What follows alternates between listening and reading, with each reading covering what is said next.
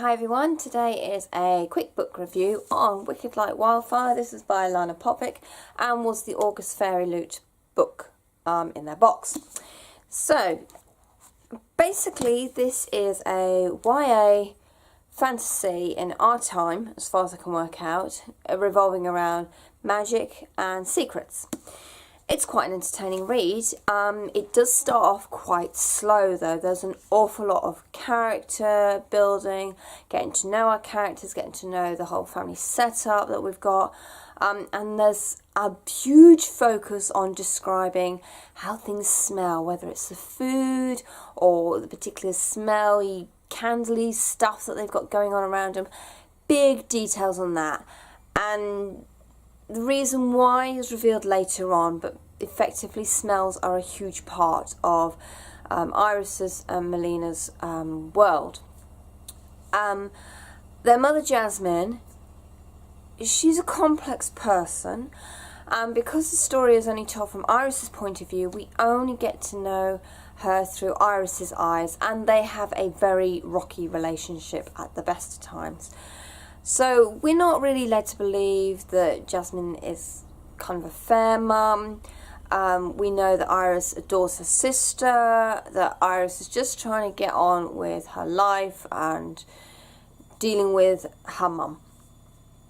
And then something happens. Their mother is attacked. And this seems to change the entire thrust of where the story felt like it should be going. And it becomes this very different story about finding out who's attacked their mother, and then learning out secrets about their family, and just exactly who and what they are. And I have to say, like, the last 100 pages of this book just really kept going. It was quite a good roll. Once this book gets going, it really gets going and doesn't really let up, but it takes quite a while to get to that point, which is a shame, but having finished the book, I understand why the author took that time for us to know the characters, for the situation to be built up so we understand completely where Iris comes from and how Melina feels. And I think that was really important. What also I noticed about the story is it's set in like a tiny little corner in Eastern Europe, a part of the world that really a lot of stories don't tend to focus on. And it was quite sort of unnerving to read about this place that I knew very little about, that I couldn't really identify with.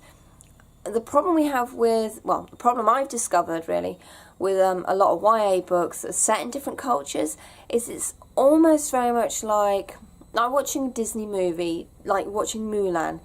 You know roughly what to expect. You know, reading with Flame in the Mist, it's very much you visualise watching Mulan when reading it. It's identifiable.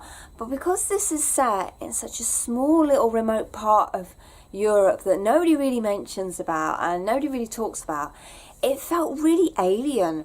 And I quite liked it. Once I got my head around that, and I was okay, this story's set now, but it's set in this world that I don't actually know much about. And it really sort of clicked, and I thought, yes, I quite like this. Actually does feel like it's set somewhere different from what I know, which is quite good. The one thing I did find was I thought I knew where the story was going, and I thought I could see some of the twists coming up. One I did get, yes, one was kind of like, oh yeah, that's obvious, that makes sense, and it turned out to be I was right.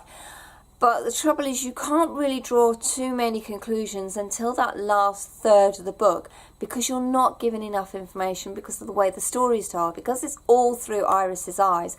We only know what she knows, and unfortunately we can't draw any conclusions because we haven't got any information, because Iris hasn't got that information.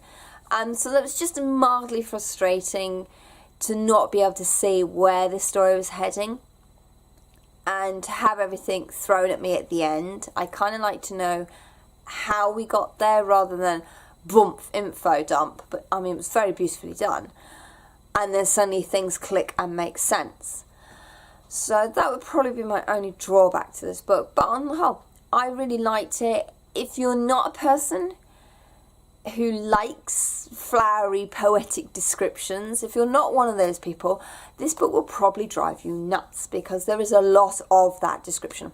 I never knew there was so many different ways to describe a smell, to be honest. But apart from that, it's a very solid YA book set in a setting that we don't normally see, and the characters are all beautifully drawn. We really get to know them. The romances in there feel very natural, and when they don't feel natural, there's a reason why they don't feel natural. So I have a lot of positivity about this book. I really actually did enjoy it. It is part of a duology. The sequel comes out in summer next year, and it's called Fierce as Firestorm.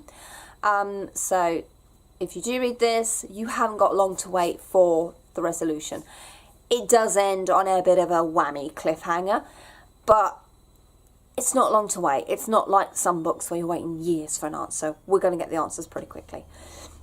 So, Wicked Like Wildfire. Have you read it? Did you like it? Let me know in the comments down below, please. As always, I am on Goodreads, Twitter and Instagram. Links are in the description box down below.